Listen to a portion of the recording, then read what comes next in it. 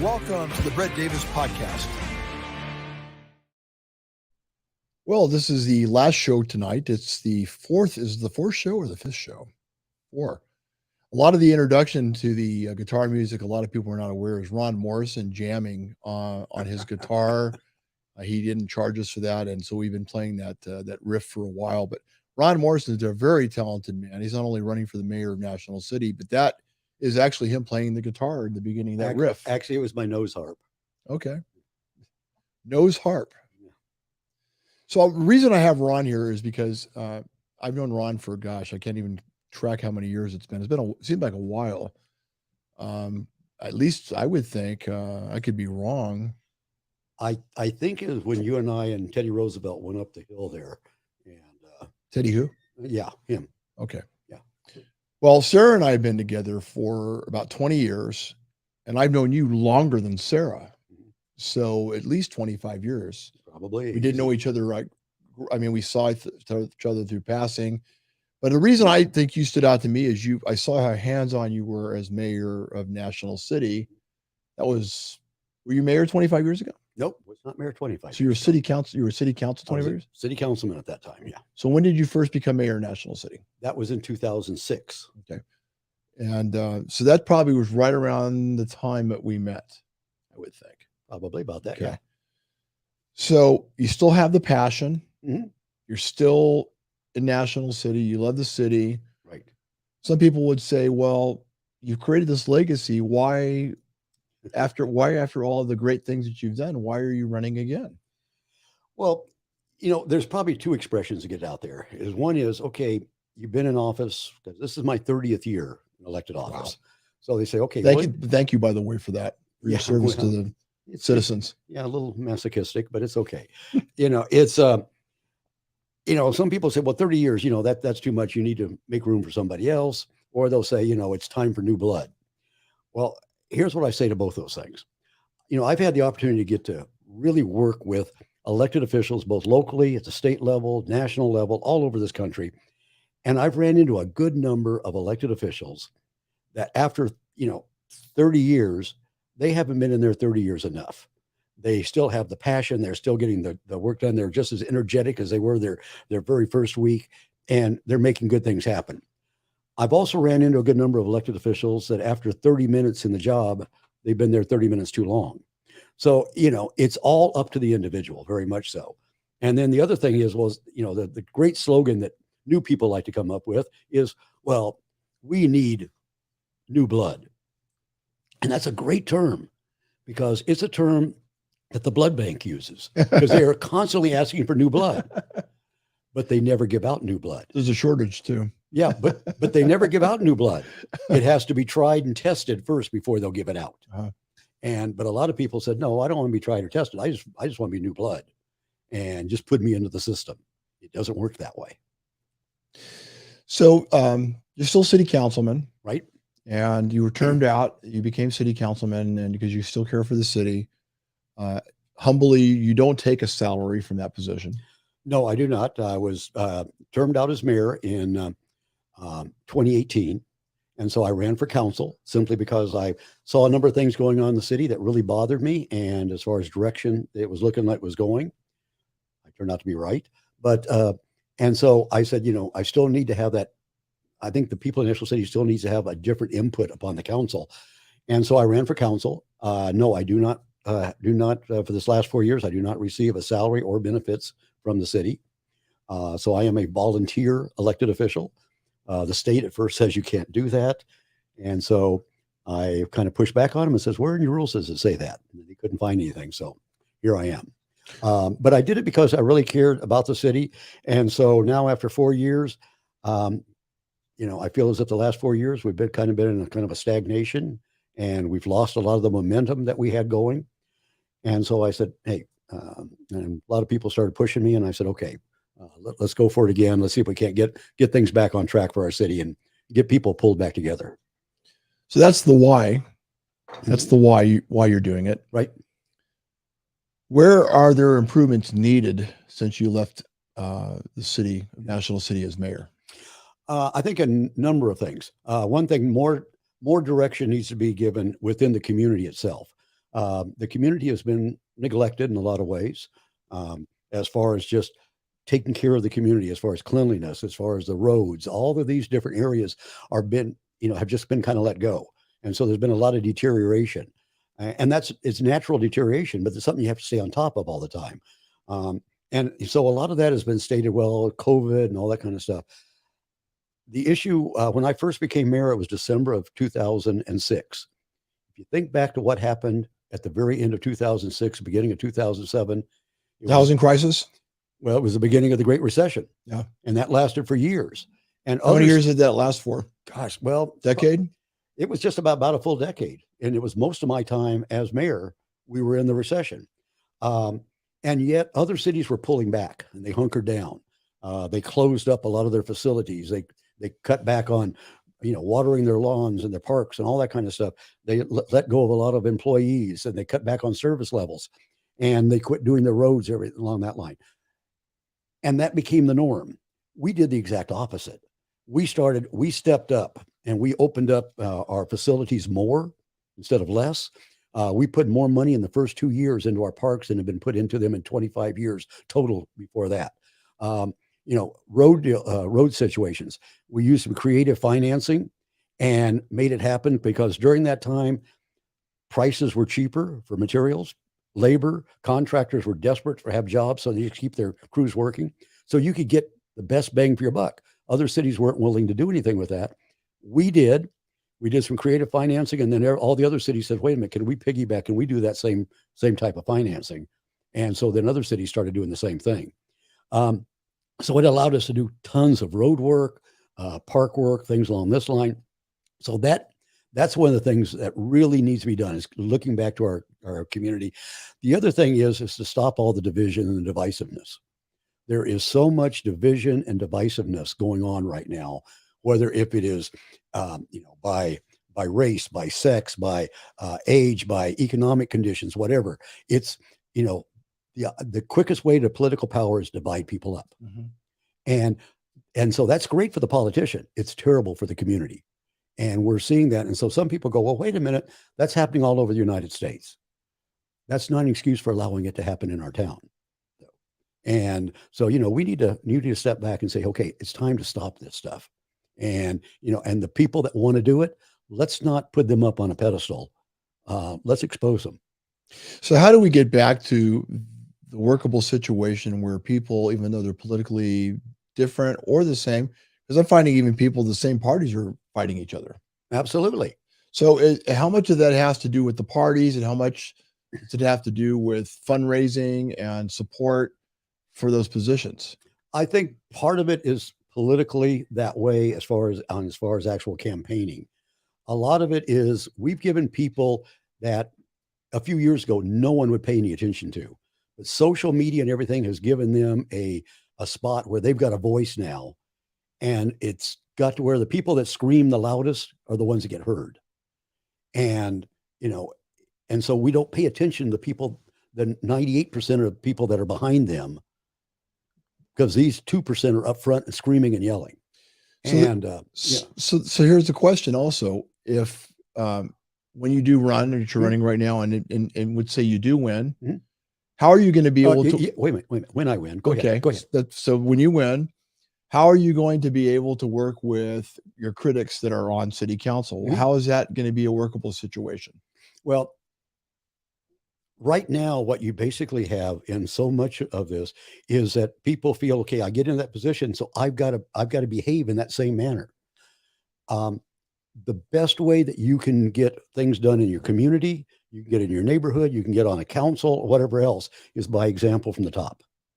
And so you show them how you can get along. You show them, I always used to get this deal because for most of my time on the council, I was on the low end of the council. And I'd always hear from this deal of, can't you count to three? There's 5 members of council. And they go, you got to have 3 votes. Can't you count to 3? And my answer was always the same. Can't you count to 60,000?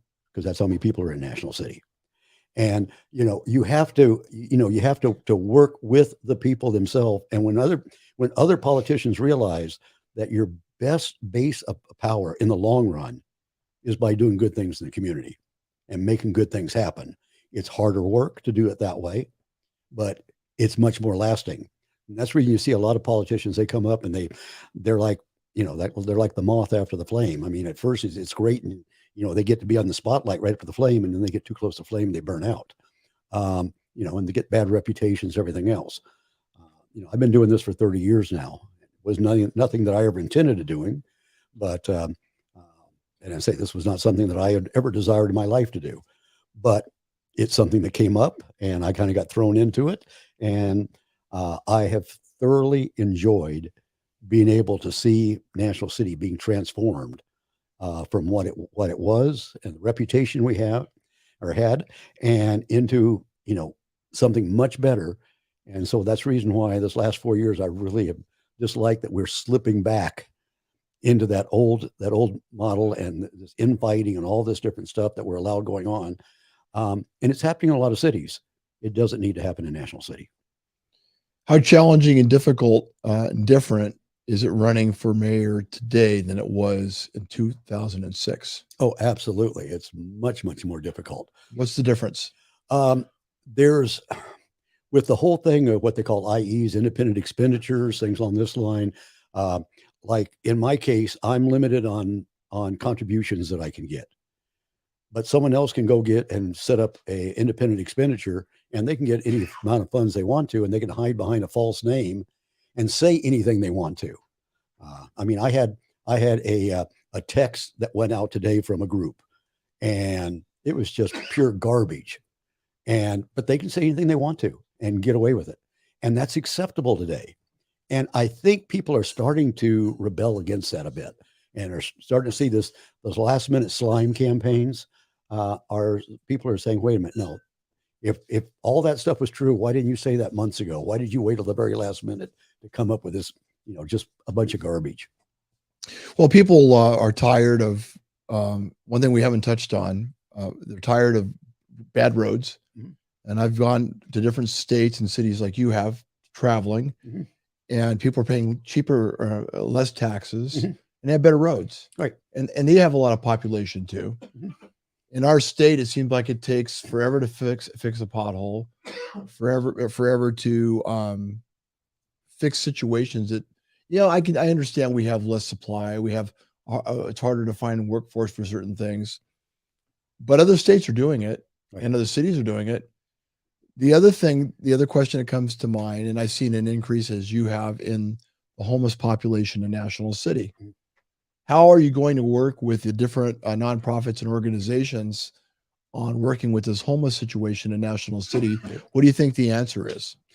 Okay, let me take that two parts because you mentioned about the roads. So let me touch on that for a second, then we deal with the homeless. Don't you think those are major things that people care about? Absolutely. A couple of the biggest things we hear is about roads and traffic conditions, and then homelessness.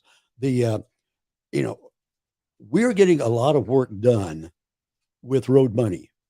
The deal is we're spending it on bicycle paths and dividing up roads to make it harder for cars to travel. And yet you don't see any bicycles out there, and so once again, it's this mentality that we got to get everyone out of their cars. And so we are going to force them out by making it hard for them to drive. And we think that somehow everyone's going to be on bicycles. And it was like the head of the East County Chamber of Commerce said before Sandag one time, says, bicycle paths are great, but we've got a company called Taylor Guitar in East County, and you can't deliver guitars on bicycles. And we had an elected official that pushed their button and says, we need to be thinking outside the box. Why can't we deliver guitars on bicycles? I mean, that's the silliness that is going on, and we got to get past that. So a lot of our road money is being spent for things besides roads. And that's causing a lot of problems. Then as far as homeless, I think back 20 years ago, and I would be in the Midwest or the East Coast, like at a conference. And at the night, I would come to my hotel room. I'd, finally kick back, put on the TV, and here would be a commercial for Father Joe's in San Diego. And of course, they were asking for donations to do Father Joe's there, but they're talking about all this great work they do. Well, they're advertising this in Cincinnati, in Boston, and places on that line, Atlanta, whatever. And all of a sudden, we end up getting the whole world's population of homeless all coming here on the West Coast. A lot of them coming down to San Diego, all going over to East Village. And then the city of and of course, all the politicians want to have their picture taken with Father Joe, of course, because it looks great on the campaign brochure. And then what ends up happening? They decide to develop East Village. Well, let's push them all out. And it's really weird because they push them all eastward and southern. They don't push any of them north. So it's all to the south area and all to the east area. And all of a sudden now they become our problem. And my deal is we're a very small city. We can handle our homeless. We can't handle everybody else's homeless. Well, recently National City hired, I think, one of the first in San Diego homeless advisors, right? We're in the process of hiring one right now. Is that the title? And no, it's a homeless coordinator. And but that's only going to be one person. And so they're just going to help coordinate some of the services. They're not be able to do all the services. Is that a job in itself? That whole thing? Yeah. Does it require that position? It really is, because you got all these departments, you got all these different agencies, everything else that you have to work through. And if you don't have them all coordinated together, particularly with the legal requirements on what you got to do concerning homeless. And that's another issue too, because they have rights, which they should.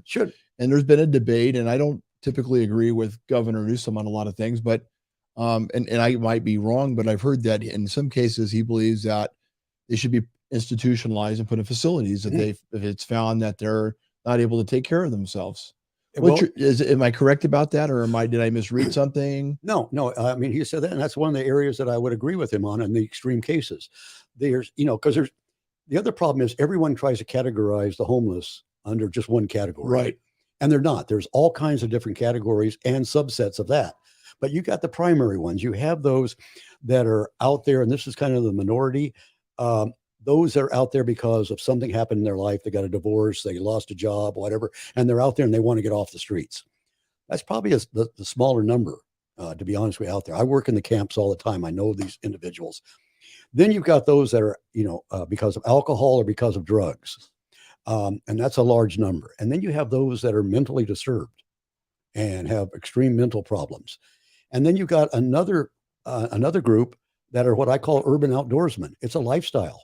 They just happen to like it. And they like being off the grid, probably, I would think. Right. They don't like rules, and that just become a lifestyle for them.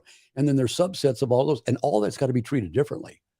But at the same time, with the ones that are the most difficult to deal with are those that are, the alcohol and drug dependencies, and the ones that are mental. And there's a lot of crossover on all of that. And so that comes under Health and Human Services. Well, the government distributes out money and responsibilities to different government agencies. Well, Health and Human Services comes under the county, and they receive money to take care of all of this stuff. I'm sorry, county needs to be doing a whole lot more, and I know one of their answers they came up with this last year. Well, you need to be training your police officers to be first responders out there. And I'll go, no, we don't. They need to understand the rules and regulations dealing with homeless, but no, we have, in a small city, we got enough on our hands with our police officers doing their job without giving them your job also. And we don't need to be creating more bureaucracy at the county. We don't need to say, okay, well, we're going to increase our budget and we're going to put a whole lot more desks and cubicles for people at county administration building. We need people that are actually out in the streets and doing the casework, and to be making some of this stuff happen. And of course, a lot of our problem was we got so many freeways to go through National City. Right. You have three major, we only got 7.2 square miles of land in National City. 3 major freeways going through there. Those are state property. How many miles of land in National City? Of land, 7.2 square miles. Okay. And we're the densest city in the county. And so that land along the freeway, that belongs to the state. It's out of our jurisdiction. We have no authority to go onto it at all. And so when the governor basically told the Highway Patrol and Caltrans, hands off the homeless, do not touch them. All of a sudden, all these people from East Village and from all over the United States ends up swarming onto those freeway areas because they knew nobody could touch them there. But as people drove through National City, that's what they saw, because they were on the freeway, and what they saw on the freeway is what they saw. That was the image they got of National City. I'm sorry. Our city should have been at the governor's door, beating on it and saying, enough of this, unless you want them in front of your house. So why do you think why did you think Governor Newsom said that? Well, I think there was a lot of sympathy for homelessness. Which there should be, because a lot of people cringe when they see them, and Right.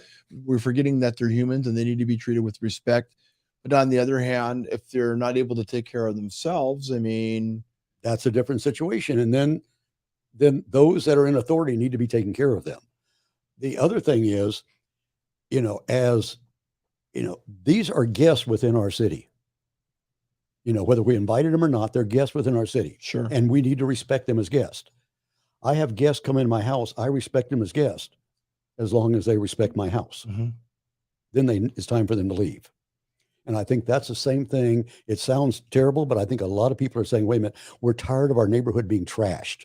What are the businesses in the business community in National City? How do they feel about the whole homeless thing? I'm sure they probably are not ecstatic about it. Not ecstatic at all. I mean, when they have to come in the morning and they have to bleach down the area in front of their door because it's been urinated on and everything else along this line, and they have to, got people sleeping there. I mean, it's not a good image. It does not cause people to say, hey, I want to go into that store. And I can't blame them. But something needs to be done. Now, one of the things that we're doing, we are working with the San Diego Rescue Mission, and they're putting in a new facility in National City. But this is for people who want to get off the streets. And so, as I say, that's a minority of those that are on the streets. These are ones that will go through a program. They will get trained. They will get housing. They will get jobs, everything else. It's those people that are out there because of circumstances that, just caused them to be out on the street, and they want to get off. And so it kind of cherry picks those. So that project is going in. It's faith-based is another thing. And, but they got a wonderful program. That one is being built right now. There's going to be going into National City. And so that will help that segment of people, the ones who really want to get off the street. Mm-hmm. But the vast majority, you ask them, you offer them housing, you offer them help. They do not want it. So all these new things are happening, and all these changes that have happened since you started, probably things we never imagined in our lifetime that we Absolutely. would see. I almost feel like, and I'm not a doomsdayer, but I almost feel like I'm seeing the beginnings of a depression. The way things are as far as expenses, as far as families being able to afford, being able to stay in cities in San Diego, let alone National City. Absolutely. I mean, National City is a very family-based community. Mm-hmm. What are you hearing from the families over there as far as these concerns about being able to take care of themselves? Because I have talked to some of the groups like Vincent DePaul and other groups that are trying to help out with homelessness. Mm-hmm. And I'm hearing there's a new increase of families that they didn't see before they're living on the streets. Right. So what do you tell those individuals that are concerned that are living paycheck to paycheck, that are concerned that they could end up very well in National City homeless as well? And I mean, and that is not a National City issue. That is basically a West Coast issue. It's happening all up and down our coast here because the price of living here, everyone wants to live here. And you got too many people in too small an area.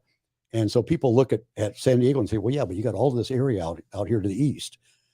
They don't realize San Diego County has the largest number of endangered species of any county in the United States. It has the largest number of endangered plants of any county in the United States. Most of that area is verboten. You can't build, you can't do anything out there on it. And then it's too far away from everything else. And so you don't have the transportation for it. So you got a very small area along the coast. You got to put all these people, and there's just not enough room. There's not enough housing. And as I say, it's going to be very difficult. And you got National City, which is, as I say, the densest city in the county. We have the highest percentage of affordable housing and low income housing of any city in the county. And yet everyone's saying, no, you got to build only low income housing. The problem is with that, for one thing, when they say low income housing, it means they want you to rent or sell it cheaper than it costs to build it. And that is not going to look very profitable to somebody that's a developer. Not at all, unless you get it subsidized. And there's only so much money going on for subsidization. Right. So, and then the other thing happens is that if you're only building low income housing, the problem is you're only going to be attracting low income jobs and low income businesses. And yet everyone's going, hey, we want a Trader Joe's in National City. Trader Joe's comes and look at National City, and they look at the economic demographics, and they go, that doesn't fit our model. So by balancing our housing so that we have not only low-income housing, but we also have medium and above medium housing, you can attract the Trader Joe's, and then all of those populations get to enjoy it instead of having to go to Otay Ranch or go to La Jolla or someplace, UTC or something, to get those same situations. The other problem that we have, and of course, then there's the deal. Well, there's gentrification, and indeed there is, but there's two different kinds of gentrification. We have so many young people today that are going and getting educations, and I'm talking about employable educations. I mean, we're not talking, there's only so many jobs for cultural studies and political science, things on that line. But those that are going out and getting engineering degrees and all different stuff along this line, they can't get housing in National City. There's not that much housing available. And what is, they make too much money. They don't qualify to go in the low income. So instead of getting a place in National City for $350,000, $400,000, they're going out to Otay Ranch for $800,000. So what we're telling them is we're gentrifying you out. If you succeed, you're not welcome to stay here. That's wrong. And so we've got to make sure we're balancing our housing so that we're meeting both of those needs, not just going to the lowest common denominator. And, and Sandag has realized that also. That's the reason in their numbers that they've given National City for the housing we need to build, they have really upped our numbers for median income and above median. They say, actually, you're out of balance. You got way too many low income and very low income housing. People don't like to hear that, but that is part of the reality. And this is one of the reasons why, I feel as if people running for office, National City is basically got a budget of about $100 million a year. That's a pretty good size, business model. And yet we have people that have never had a course in Finance 101 or Economics 101, but they've taken a lot of classes in Campaigning 101. It's different writing your name on the back of a check compared to writing it on the front. Exactly. That's true. They're two different things. Yep. Two entirely everything. It's still the same signature, but it's two different results. What kind of future does National City have as far as jobs? We've got an excellent deal. I mean, we have the opportunity. We have all the transportation there, which is huge. You've got the trolley there. You've got Amtrak coming on down. You've got all the freeways of that area. You got all of this. You got some possible new trolleys going in. You got a whole bunch of different stuff. So you got all the transportation there. We have a great industrial area. We have a lot of jobs. We have all the jobs that deal with the Navy, U.S. Navy, because we have the fleet there in National City. And a lot of these are very high paying, very good jobs. And we need to capitalize on that. And as we're bringing businesses in, one of the other big things right now is, you can't have corporate businesses. Corporate is bad. And so everything's got to be small businesses. Small businesses are great. They add to the character of a community. But in providing the resources so that you can provide services to people, they're a very small provider. You still need those medium and large businesses to provide the income so you can provide services. And particularly in a city like National City that is low income, you're going to have to provide, just by reality, they need more public services for the low income than you do in an affluent neighborhood. Mm-hmm. That means you've got to be bringing in more businesses. So like when this last year you had this proposal, they had this study done by a bunch of students, and they came up with this great proposal and brought it to the council, was that basically we rezone most of the mile of cars and into apartments. And I'm going, okay, how are you going to serve? How are you going to give any services to those people in all those apartments? Because you just lost the goose that lay in the golden egg there that provided you the money to provide services. That makes no sense. And you said, well, we need more housing. Well, we don't need to house the entire San Diego County. We're already doing way more than we do. And those numbers are crazy. Sandag came up with what they call RHNA, Regional Housing Needs Assessment. And they distribute out the number of houses that all the cities need to provide. Catch this.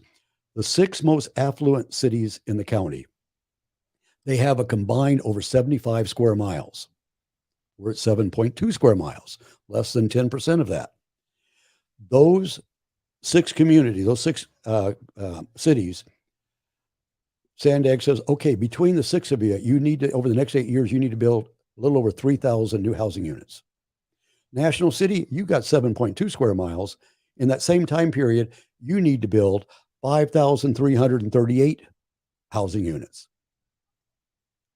There's something wrong with this formula. And their whole justification is they said, well, if you have transit, a lot of transit stops in your city, we're going to give you more houses. If you have a good ratio of businesses to and employment to housing, we're going to give you more housing. And I'm going, okay, so you're saying the communities that don't allow transit into their community and don't do a good ratio of businesses and residents, you're going to let them off basically scot-free.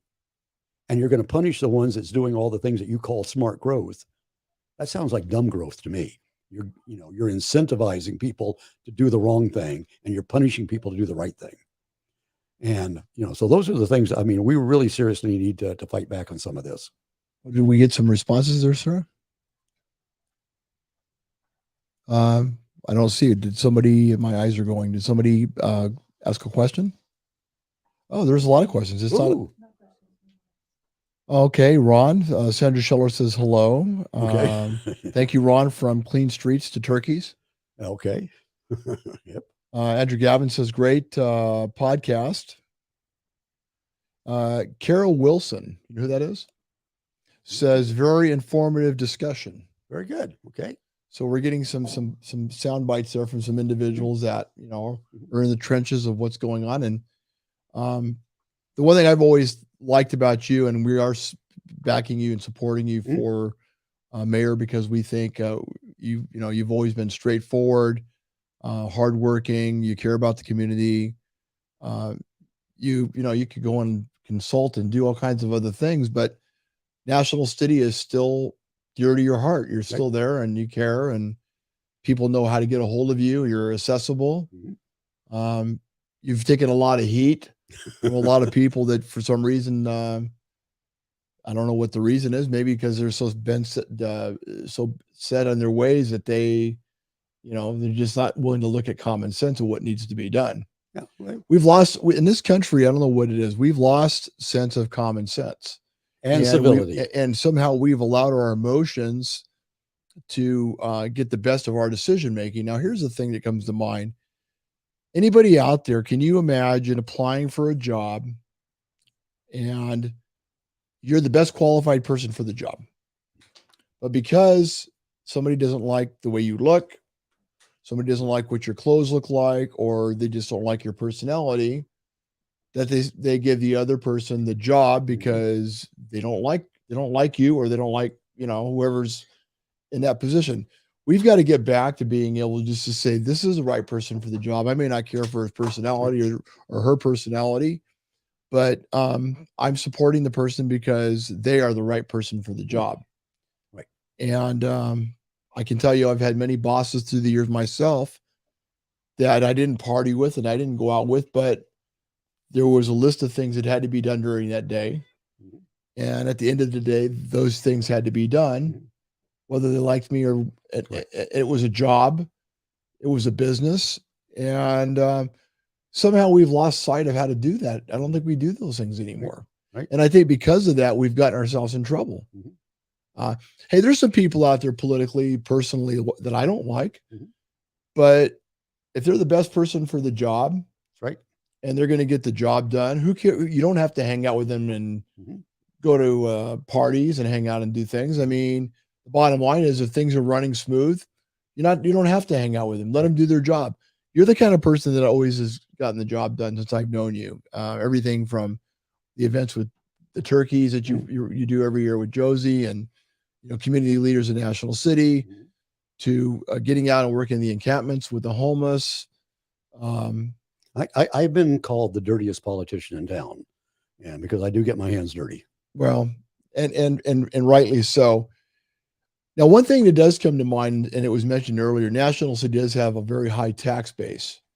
It has a high sales tax. Okay. And see, that's where it kind of gets dicey, a little dicey. And we put it to the voters to do a 1 cent, what they call a district tax, because of your overall tax base, sales tax. 1 cent goes to the city. The rest of it all goes to the county and the state. And so we put a district tax, which was an additional 1 cent. So that whole 1 cent would come to the city. And we put it on the ballot and it passed. And so that was in 2006, right before I became mayor. Then in 2008, now we're into the recession. The Libertarian Party put it back on the ballot to repeal it. Now you give me the opportunity to repeal a tax in the middle of a recession, and I'll guarantee you a win. The people of National City saw how we were spending the money and what we were doing and how we were doing more stuff when everyone else was shutting down. And they voted down the repeal by a larger number than it had been approved in the previous. Then after a certain period of time, it was ready to expire. We put it back on the ballot to extend it, got even a higher number because they saw what we were doing with the money. And so there's a couple of things from that. Other cities around us, Chula Vista has the same sales tax. What is it? Oceanside, Escondido, Vista, La Mesa, Lemon Grove, and there's a number that have it on the ballot right now. So it would all be undergoing at the same rate. So we're not that different than the other cities. We just happen to be the first one to have done it. Then the other thing is, one of the things we found, since we're right in the middle of everything there between San Diego and Chula Vista, and we're sandwiched in there with all these freeways going through there, we get a tremendous amount of traffic and everything else. People coming in, do all their shopping in National City, crowd our roads like crazy, and traffic and all the different problems go with that. A lot of times their communities don't have very good parks, so they come over and use our parks. They don't pay for any of that because all of their money goes into their city as far as property tax. I love Kimball Park, by the way. Yep. But one of my favorite parks. But they do spend their money in National City. So what we have found in that sales tax, between 70 and 75% of that is spent by people who don't live in National City. So what you get for bang up for your buck in National City. For every dollar you put in, $3 comes in from outside so that you can have extra services in your city. Okay.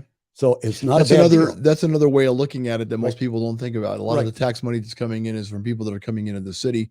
Not to mention probably a lot of people that are involved with the Navy, I would think also. Right. Well, plus in other cities have other taxes that we don't have. Okay. Chula Vista has a utility tax. So on every one of your utilities, whether it's gas and electric, your phone bill, your cable, everything else, they've got a tax that goes, and they tax you on top of that. We don't do that. Sounds like you're trying to recruit. And, so as I say, so we don't do that. Now there is a new tax being put on the ballot in National City that I am totally opposed to. What is it? It is a property tax. So it's a parcel tax. And so it will affect every home and every business in National City. Well, what genius was that came up with that? One of my opponents who went out and got signatures and got enough signatures to get it on the ballot. Really? But it is going on the ballot in 2024. And it did qualify, so we couldn't keep it off the ballot. So it will go on the ballot, but it will go on the ballot in 2024. And as I say, it's a property tax, and that will affect every homeowner, every business, every renter. It will have an impact upon them. And but as I say, I'm totally opposed to it because at the same time, they're wanting to give money away to all their, to different groups that back them up. I'm going, no, we need to do proper spending. We have enough money to get the services out. We need to bring in more businesses. Let's make our money the right way. We don't need to tax the people of National City because all that money would come directly out of National City. It wouldn't be the 3-for-1 like you were just talking about before. Right. This is all out of the people of National City. I'm totally against it. So people out there that are still trying to decide what they're going to do as far as who they're going to vote for, what would you want them to think about this time around as you run again? Okay. Well, if the whole thing is, if you want someone who's going to fight for you, who's going to fight for our community, not fight for your friends that are outside of National City and for looking for other goals. I've never, ever wanted to run for anything outside of National City. I've been offered stuff, but I go, no. Who wants to stay there and has a track record of providing for National City and for the people in National City, then I would ask them to vote for me. Okay. And there's a lot to do, isn't there? There is a lot to be done. And I have a feeling that there's more to do this time around as mayor than there ever was before in your past. In a lot of ways, yes. Because you have a lot different things coming at you than before. You've Mhm. got the economy that's probably going to be as bad or worse as 2006, Mhm. 2008. It's a different economy. Yeah. Right. You've got that. Also, gas prices are ridiculously high. That's Water another time, another water subject. prices are getting ready to go through the roof. You Right. name it, right on down the line. And I feel bad for the working families that are in National City, or families in general, because they really are working hard Mhm. and trying. And it just seems like they can't cut a break. Right. And so when you're elected mayor, Mhm. what would you tell them? Well, a number of things. You got to look at short-term solutions. You got to look at long-term solutions. One of the things I think that we have failed to do, especially with our young people, is leaders giving them guidance on what kind of life decisions are you making. And I'll give you a terrible example. When I was mayor, I had 8 seniors from UCSD come to the office, and we were talking and everything. And so finally, I came around. And I said, "What are you majoring in?" And here's what they were majoring in: political science, political science, political science, political science, engineering, political science, political science, political science. And here's what I said to them: one of you has got a great job waiting for you that you're going to be able to support your family and do great things. The other 7, I like my chai tea latte, venti, soy only, no water. My assistant literally physically kicked me when I said that. But I'm sorry, we need to get honest with our young people. I think I probably know who your assistant was that kicked you. Yes. And yeah, she has those pointed shoes. But yeah, that's for the long term. Well, one thing, and you have Southwestern College in National City, and I know that it's a very good junior college. In that college in National City, are they talking at all about the trades? They have a full dental program there. They have a whole lot of different trade type deals. They do general education courses and they do trade courses there, and basically a lot of it's in science and engineering.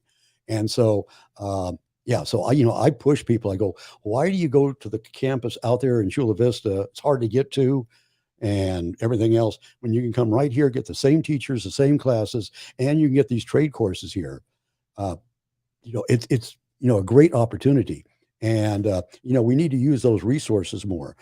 We also have a welding institution that's through Sweetwater Union High School District. Students during the day, adults at night, that train people. They can go straight down to NASCO, get good paying jobs, everything else. Not everyone has to have a college education. There's good trades out there. And, we're always going to need plumbers. We're always going to need welders, all those things. Mechanics. Yeah, the mechanics, you're always going to need them. And just mechanics, that whole thing has changed. Computer programmers. Yeah. I mean, yeah. So maybe this is one of the answers to people fighting off the high prices and being in debt, because, as you know, a lot of the trades, typically they're on the job training. Also, there's no heavy financing involved with learning a trade.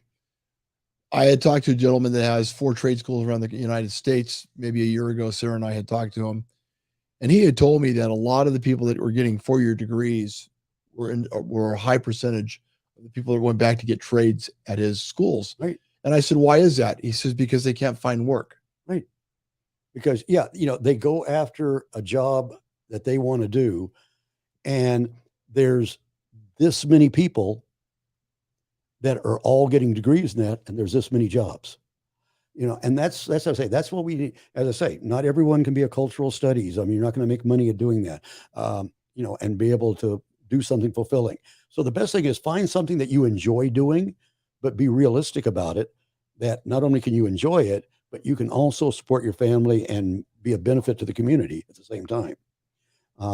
And as I say, as leaders, we need to be impressing young people on those lines. So that's kind of more the long-term type of thing. Don't be satisfied with an entry-level job. The minimum wage. Minimum wage just a couple of years ago was it's what, $7.75. Now it's $15, and people saying I can't survive on that. What people realize that push for the minimum wage have to understand is that somebody has to pay for that, and it's going to be the consumer, which means that everybody that's going to buy that service or product they're paying for that increase. Mm-hmm. You know, I heard that milkshakes are going up to $10 at McDonald's in the near future, and I don't, because of dairy prices and wages, and so that's a big concern. So it's great to be, you know, hey, I think everybody should make as much money, but that's just throwing water on a big fire. Well, you know, when that commercial first came out for one of the fast food places, the Kaching, nobody knew the Kaching was going to be this big, and you know, and so at the same time, you know, we're getting to the point where we're paying people about the same as a person who has a college degree, and their only difference is they know how to say, "Can I supersize that?" You know, you know, there's got to be a reward for really pursuing a trade or an education, and I'm talking about a viable education. There's got to be a reward for that, and at the same time, then people realize, you know, that's what I need to obtain.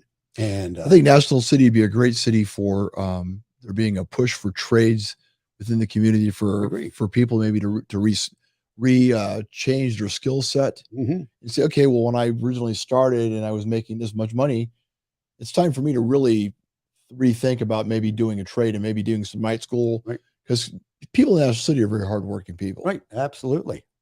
And you know, at the same time, we need to be taking a look at what we can do to get people, you know, from the constant cycle of rental, wherever we can get into home ownership.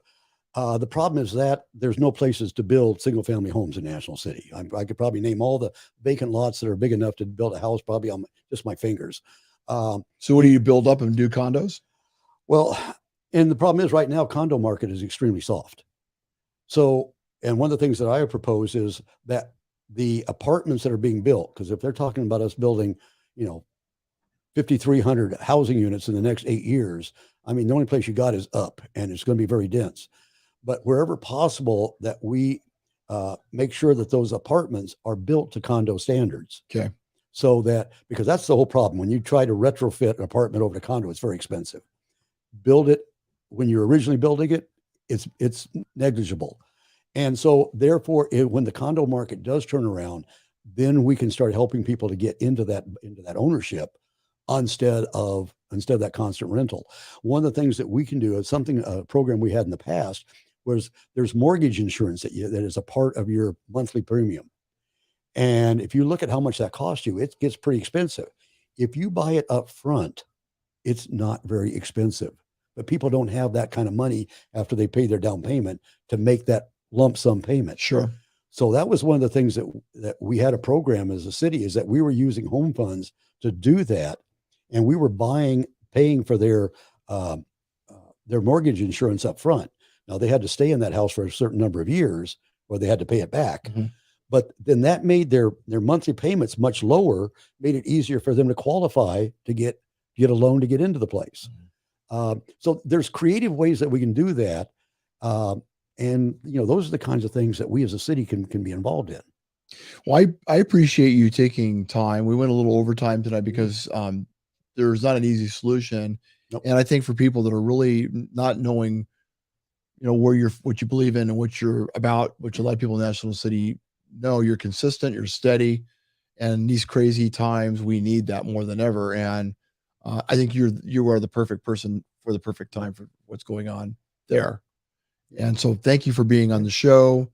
National City is very important. Like I said, I have some roots there. I care about the people. Mm-hmm. I've been involved with the community things there with you for years off and on. Mm-hmm. And I've watched how you operate, and you're inspiring. You're very fair, and you take a lot of heat for being a good person. And I appreciate everything you do. Well, I appreciate that. I do. You're a solid guy. Ron Morrison for the future mayor of National City. Again, we support him 100%. And anybody in National City, if you're questioning whether you like him or don't like him, just base it on his merit of just getting the job done, which brings some common sense back to the whole mess that's going on in this country and in National City. It needs help. It needs a shot in the arm and a proven leader. So thank you for being here. Thank you for having me. Again. Everybody take care, okay? It's been a pleasure having this interview with Ron Morrison and all the people that are running for office tonight. This is something we've never done before. And since we've been doing podcasts, look forward to doing more of it. And the crazy thing is if you notice, we had varied people. I'll probably take some heat for having that, but people I had on, I believe, are good people, and they need to be recognized for what they're doing. And so all of you out there, at least get out there, let's vote, and let's be respectful of each other and get back to being humans and being nice to each other and saying, okay, well, I don't agree with you, but let's respect each other still. Let's get back to being. Everybody take care. Only 12 more days, but who's counting? Okay, for Halloween. That too. Everybody take care, be nice to each other, and let's learn to be respectful of each other's beliefs. Have a good night, take care, and yippee-ki-yay.